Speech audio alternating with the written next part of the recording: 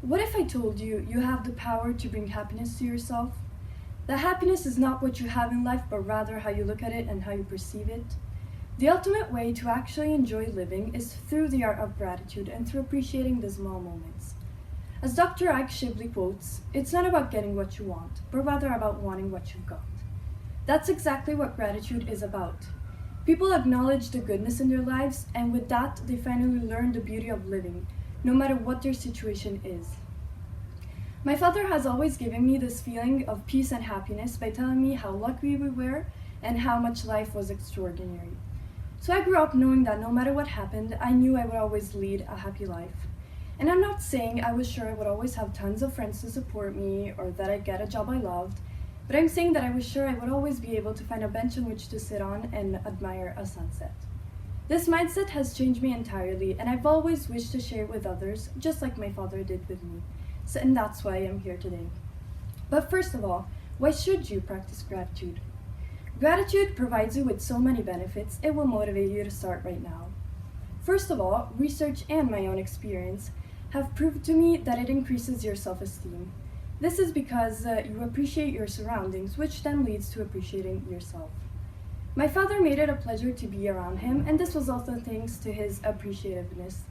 Being grateful makes us in fact seem social, trustworthy, and appreciative, and because of this, we tend to attract friends. Additionally, if you already have friends, it can improve your relationship with them. Those who express gratitude to each other are more likely to work out problems together. And it also makes us more optimistic. It also helps physically.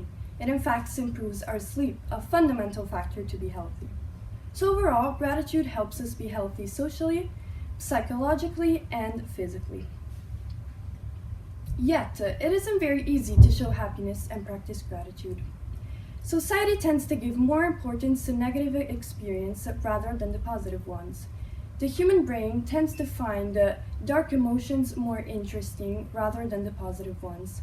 And because of this, we often tend to keep our happiness in.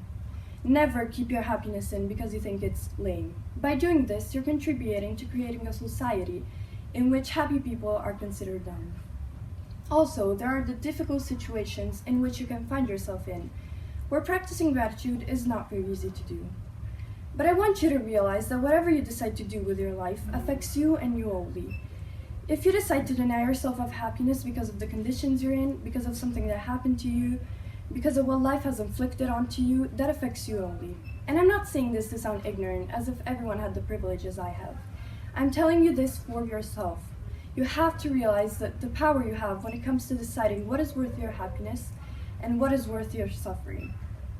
No matter what situation you're in, you're capable of giving yourself happiness. You have to realize you're worthy of it.